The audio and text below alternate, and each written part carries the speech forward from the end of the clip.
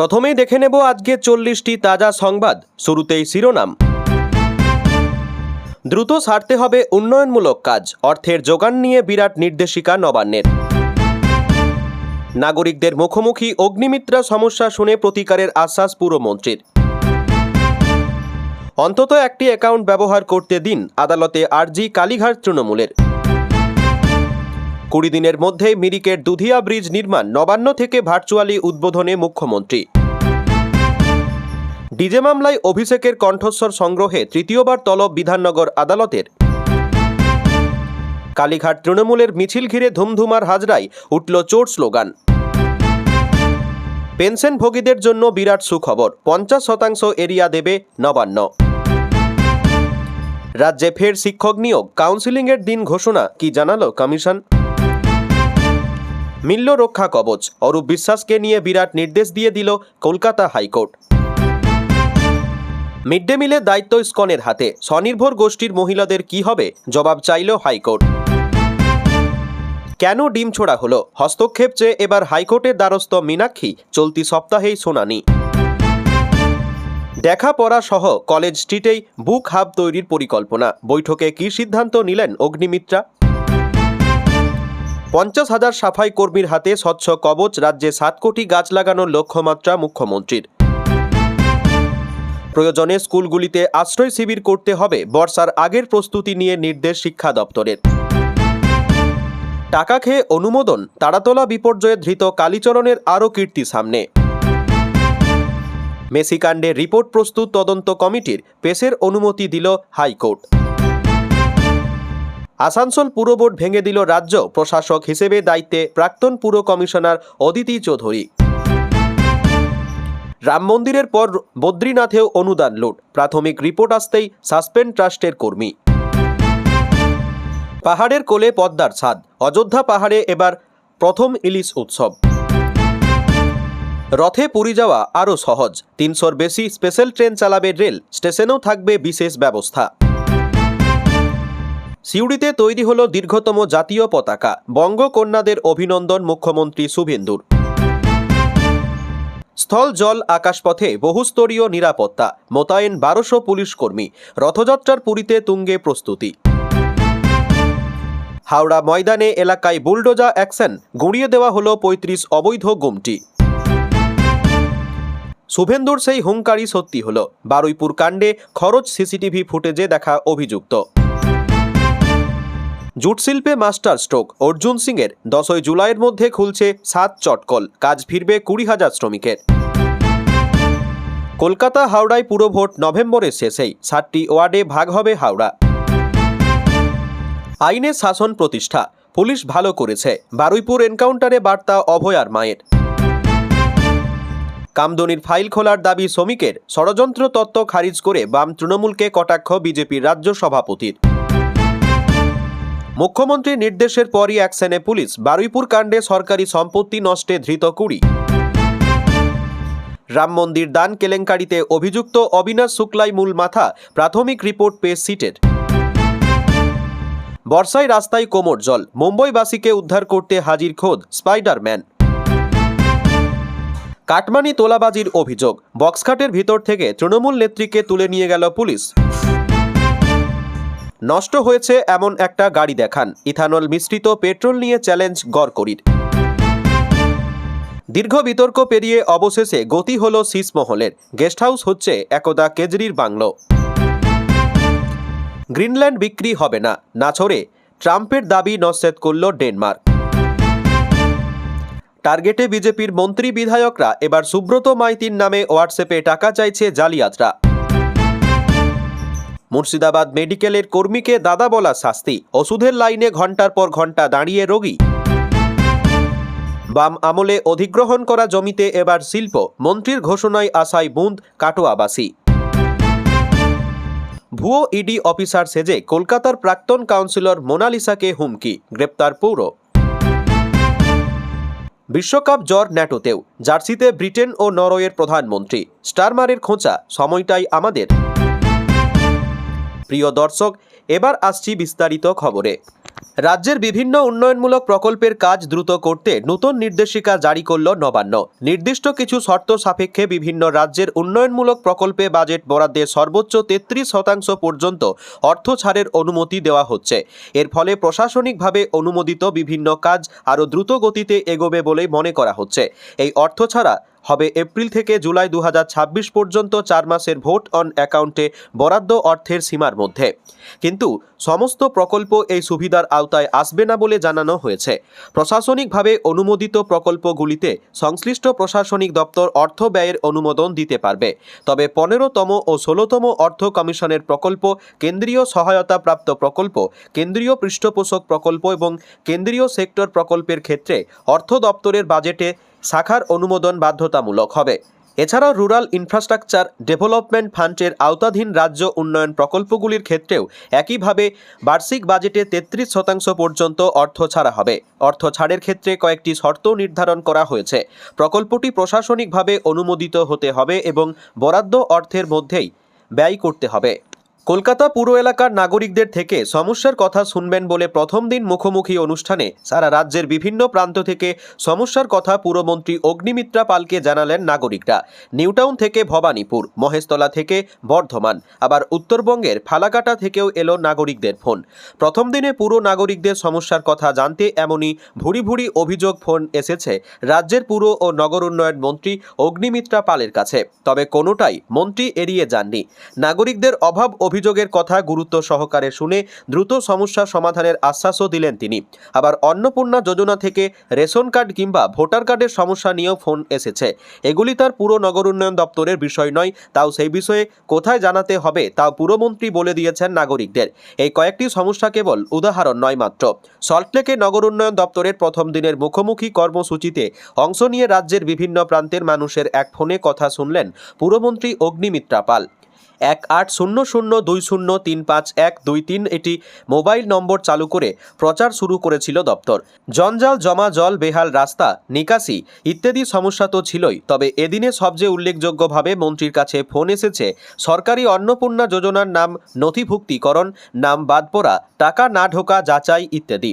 তবে বিষয়টি নিজের দপ্তরের এখতিয়ারে না পড়লেও সমস্যা এড়িয়ে যাননি মন্ত্রী। অন্নপূর্ণা সমস্যায় অগ্নিমিত্রার আশ্বাসের বাণী, আমার নাম করে সংশ্লিষ্ট বিডিও মহকুমা অফিসে যোগাযোগ করুন।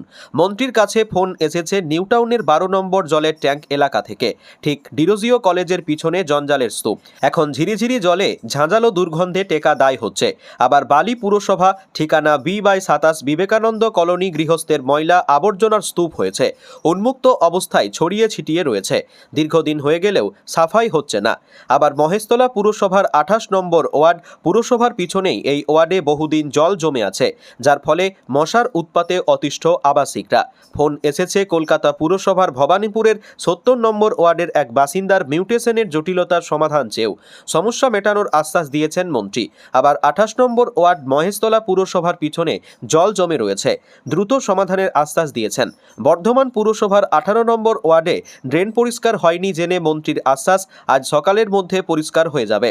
ফালাকাটা 10 নম্বর ওয়ার্ড থেকে ফোন এসেছিল পুর দপ্তর সূত্রের খবর, কিছু যান্ত্রিক ত্রুটির কারণে পূর্বে নির্ধারিত নম্বরে সমস্যা হয়, তাই তড়িঘড়ি দপ্তরের পাবলিক গ্রিভেন্স মনিটরিং সেলের 180034500938 এই নম্বরে কথা বলে নাগরিক সমস্যা ও প্রতিকারে জবাব দিয়েছেন মন্ত্রী।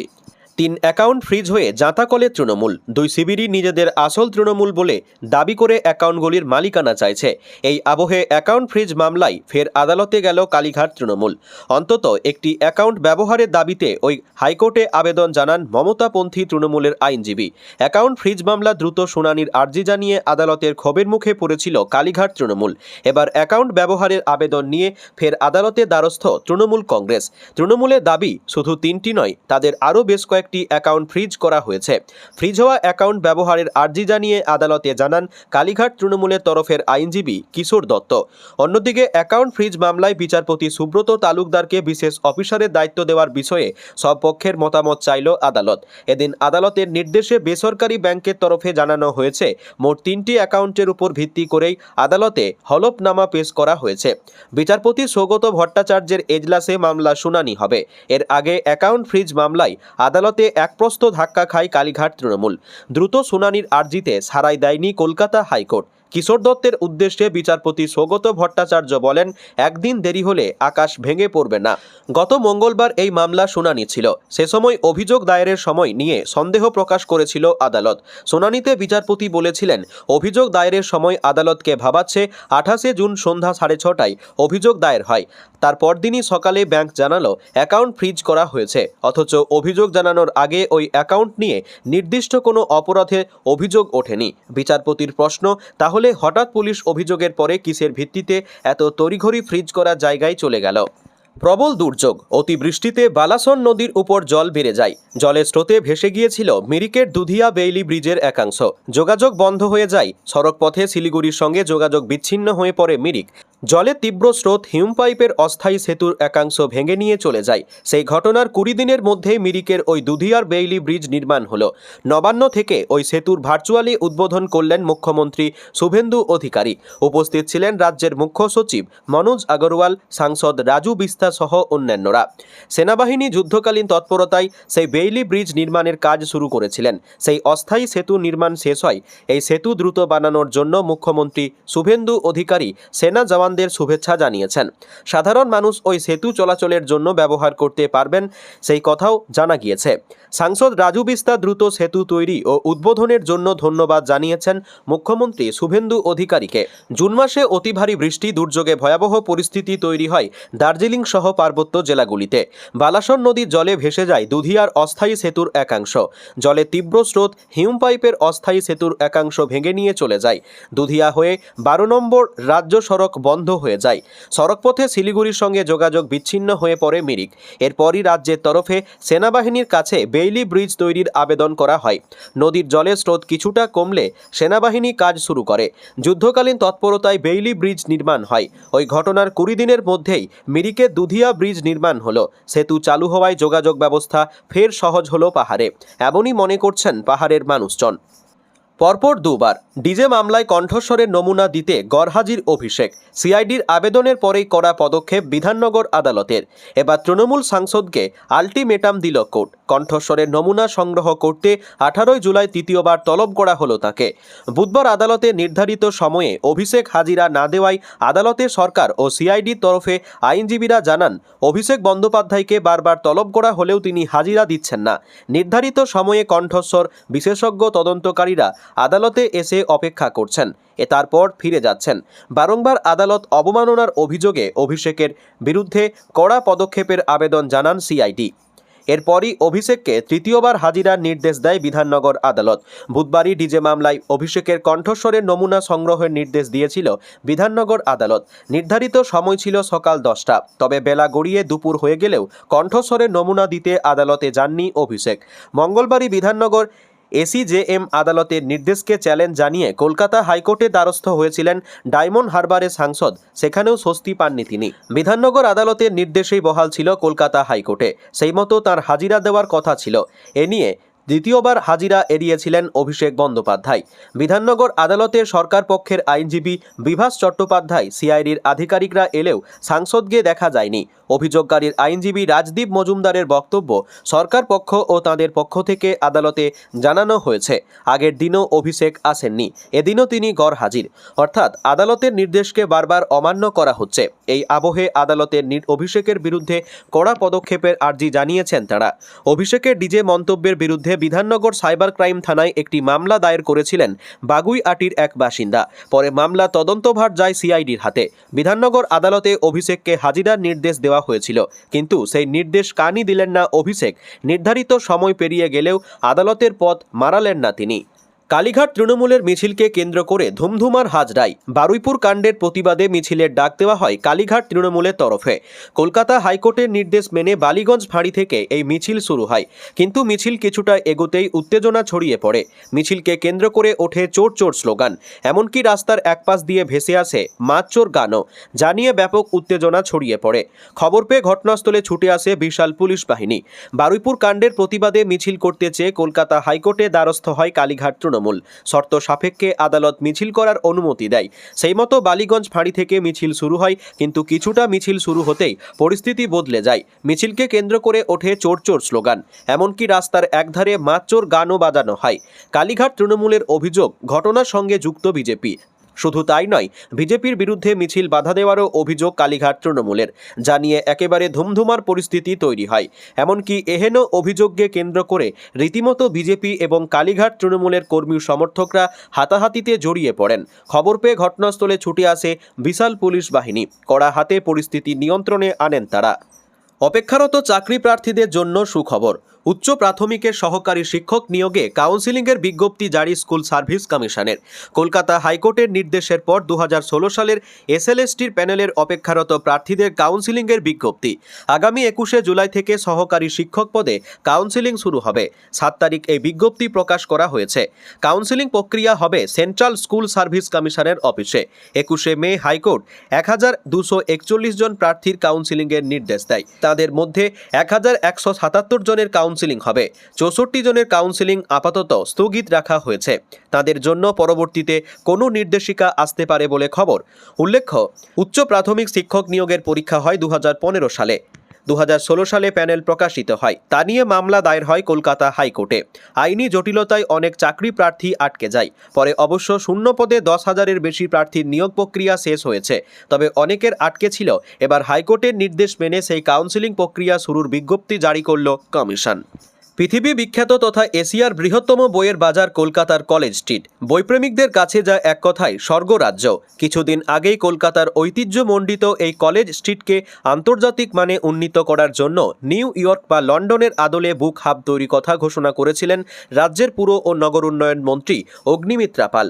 আর এবার কথা মতোই সেই উদ্যোগকে বাস্তবায়িত করার জন্য মঙ্গলবার পুর নগর উন্নয়ন দপ্তরের আধিকারিকদের সঙ্গে নিয়ে কলেজ স্ট্রিটের বই পড়ার পর পাবলিশার সংগঠনের সাথে বৈঠকে বসেছিলেন মন্ত্রী। পুরমন্ত্রীর প্রস্তাবিত আন্তর্জাতিক মানের এই বুক হাব গিয়ে সাধারণ মানুষ ঘুরে দেখার পাশাপাশি যাতে বসে বই পড়তে পারেন তার জন্য বিশেষ একটি রিডিং জোন তৈরি করা হবে। এছাড়াও থাকবে আধুনিক মানের উন্নত নকশার সুসজ্জিত বইয়ের স্টল। তাই শুধু বই কেনা নয়, পাশাপাশি থাকবে আড্ডা, পড়াশুনো এবং সংস্কৃতি চর্চার বিরাট সুযোগ সুবিধা। এছাড়া বইয়ের নতুন মোড়ক উন্মোচন বা সাহিত্য সভার জন্য ছোট ছোট অডিটোরিয়াম ও হলের ব্যবস্থাও করা হবে। কেএমডিএ সূত্রে খবর, আগামী দিনে কলেজ স্ট্রিটকে ঢেলে সাজাতে গোটা চত্বর মুড়ে ফেলা হবে ঐতিহ্যবাহী আলোর মোড়কে। ঢালাই লোহার রেলিং থেকে গ্রানাইট পিভার ব্লক বসানো হবে। একই সাথে এদিনের বৈঠকে উঠে আসে 2006 সালে অর্থাৎ বাম জমানায় রাজ্যের প্রাক্তন মুখ্যমন্ত্রী বুদ্ধদেব ভট্টাচার্যের স্বপ্নের বুকমল তথা বর্ণ পরিচয় মার্কেটের কথাও। সূত্রের খবর, বর্ণ পরিচয় মার্কেট নিয়ে যে পূর্ব পরিকল্পনা ছিল, আগামী দিনে সেই অনুযায়ী সমস্ত বইয়ের দোকানদারদের কাছে এক ছাদের তলায় আনা হবে। থাকবে অত্যাধুনিক পার্কিং থেকে শুরু করে উন্নত অগ্নি নির্বাপন ব্যবস্থা সহ গুদামের ব্যবস্থাও। এছাড়াও বাস্তবায়িত হবে ফুড কোর্ট থেকে শুরু করে ক্যাফেটেরিয়াও। তাই এদিনের বৈঠকের পর কলেজ স্ট্রিট মার্কেটের প্রতিনিধিদের আশা, আগামী দিনে যদি সরকারি হস্তক্ষেপ এই বর্ণ পরিচয় মার্কেটে চালু করা যায়, তাহলে তা কলেজ স্ট্রিটের সামগ্রিক ভোল বদল ও বুক হাবের স্বপ্ন পূরণের ক্ষেত্রে গুরুত্বপূর্ণ ভূমিকা পালন করবে। জানা যাচ্ছে, ফুটপাত ব্যবসায়ীদের উচ্ছেদ প্রসঙ্গেও এদিন পুরমন্ত্রীর সাথে সদর্থক আলোচনা হয়েছে। তাই সকলের রুজিরুটির কথা বিবেচনা করে সুপরিকল্পিতভাবে স্টল বানিয়ে তাদের পুনর্বাসন দেওয়ার কথাও ভাবা হচ্ছে। রাজ্যে পরিচ্ছন্নতা বজায় রাখার প্রধান কারিগর সাফাই কর্মীদের আন্তরিক ধন্যবাদ ও কৃতজ্ঞতা জানিয়ে বিশেষ কর্মসূচি সূচনা করলেন মুখ্যমন্ত্রী শুভেন্দু অধিকারী। এদিন একটি পাইলট প্রজেক্ট বা পরীক্ষামূলক প্রকল্প হিসেবে স্বচ্ছ কবচ কর্মসূচি সূচনা করা হয়, যার অধীনে রাজ্যের 50,000 সাফাই কর্মীর হাতে বিশেষ সুরক্ষা কিট তুলে দেওয়ার লক্ষ্যমাত্রা নেওয়া হয়েছে। অনুষ্ঠান মঞ্চে সশরীরে উপস্থিত প্রতিনিধিদের পাশাপাশি রাজ্যের বিভিন্ন পুরসভা ও নগর উন্নয়ন সংস্থার আধিকারিকেরা ভার্চুয়াল মাধ্যমে এই কর্মসূচিতে যুক্ত ছিলেন। অনুষ্ঠানের শুরুতে পুর এবং নগর উন্নয়ন মন্ত্রী অগ্নিমিত্রা পাল স্বচ্ছ কবচ কিট বিতরণের উদ্দেশ্যে এবং সদূর প্রসারী লক্ষ্য নিয়ে বিস্তারিত আলোচনা করেন। এরপর বক্তব্য রাখতে গিয়ে মুখ্যমন্ত্রী পরিচ্ছন্নতাকে একটি সামাজিক কর্তব্য ও নাগরিক চেতনার অঙ্গ হিসেবে উল্লেখ করেন। তিনি বলেন, মাননীয় প্রধানমন্ত্রী নরেন্দ্র মোদীর স্বচ্ছ ভারত অভিযান আজ বিশ্বজুড়ে সমাদৃত। এই ভাবনারই প্রতিফলন হিসেবে আন্তর্জাতিক যোগ দিবসে কলকাতা ও বিধাননগর পুরসভার যৌথ যৌথ উদ্যোগে স্বচ্ছতাতে স্বাগত কর্মসূচির আয়োজন করা হয়েছিল, যার ভূয়সী প্রশংসা খোদ প্রধানমন্ত্রী রেড রোডের ঐতিহাসিক যোগ দিবসের অনুষ্ঠানেও করেছেন। নিজের অতীতে পরিবেশ মন্ত্রী দায়িত্ব সামলানোর অভিজ্ঞতা স্মরণ করে মুখ্যমন্ত্রী শহরের পরিবেশগত অবক্ষয় নিয়ে গভীর উদ্বেগ প্রকাশ করেন। তিনি জানান, নাগরিক অসচেতনতা, নির্বিচারে বৃক্ষছেদন এবং কংক্রিটের জঙ্গলের কারণে পরিবেশের ভারসাম্য নষ্ট হচ্ছে। পাশাপাশি শহর এলাকায় 15 বছরের বেশি পুরনো গাড়ি চলাচলের উপর নজরদারির অভাব পরিস্থিতিকে আরও জটিল করে তুলেছে। মুখ্যমন্ত্রী বলেন, এর সবচেয়ে মারাত্মক প্রভাব পড়ছে শিশু, কিশোর এবং প্রবীণ নাগরিকদের ওপর। এর ফলে চর্মরোগ এবং শ্বাসকষ্টজনিত নানাবিধ ব্যাধি আশঙ্কাজনকভাবে বাড়ছে। বিশেষ করে শীতকালে বায়ু দূষণের সূচক এতটাই বিপজ্জনক স্তরে পৌঁছে যায় যে চিকিৎসকেরা মর্নিং ওয়াক করতে পর্যন্ত নিষেধ করেন। মুখ্যমন্ত্রী স্পষ্ট করে দেন যে শিলিগুড়ি থেকে আসানসোল কিংবা দার্জিলিং থেকে দীঘা, রাজ্যের প্রতিটি শহরের উন্নয়ন হতে হবে বহুমুখী এবং ভারসাম্যপূর্ণ। ফ্লাইওভার, রোড ওভারব্রিজ বা দৃষ্টিনন্দন অডিটোরিয়াম তৈরির যেমন প্রয়োজন রয়েছে, তেমনি সম গুরুত্ব দিতে হবে স্বচ্ছতা, পরিশ্রুত পানীয় জল সরবরাহ এবং অরণ্য সৃষ্টির মাধ্যমে সবুজায়নকে। সম্প্রতি কেন্দ্রীয় নগর উন্নয়ন মন্ত্রী মনোহর লাল খাট্টারের উপস্থিতিতে স্বচ্ছ অ্যাপের উন্মোচন করা হয়েছে। মুখ্যমন্ত্রী জানান, নতুন সরকার দায়িত্ব নেওয়ার পর মাত্র 1.5 মাস সময় পেলেও অগ্নিমিত্রা পাল ও উমেশ রায়ের নেতৃত্বে এই দপ্তর উন্নয়নমূলক কাজের পাশাপাশি স্বচ্ছতাকে সর্বোচ্চ অগ্রাধিকার দিয়েছে। এই জনমুখী ও পরিবেশ বান্ধব দপ্তরকে আরও গতিশীল করতে মুখ্যমন্ত্রী দপ্তর, অর্থ দপ্তর ও রাজ্য ক্যাবিনেট সব ধরনের সহযোগিতা করবে বলে তিনি আশ্বস্ত করেন। গত 5ই জুন বিশ্ব পরিবেশ দিবসে শুরু হওয়া মায়ের নামে একটি গাছ কর্মসূচির কথা উল্লেখ করে মুখ্যমন্ত্রী বড়সড় পরিবেশ বান্ধব পরিকল্পনার কথা জানান। তিনি বলেন, এই চলতি বছরে পশ্চিমবঙ্গ সরকার রাজ্য জুড়ে মোট 7 কোটি গাছ লাগানোর লক্ষ্যমাত্রা নিয়েছে। গাছ লাগানো এবং ছবি তোলার মধ্যে যাতে দায়িত্ব শেষ না হয়ে যায় তা নিশ্চিত করতে পরবর্তী 2 বছর এই গাছগুলির সম্পূর্ণ রক্ষণাবেক্ষণ করবে রাজ্য সরকার।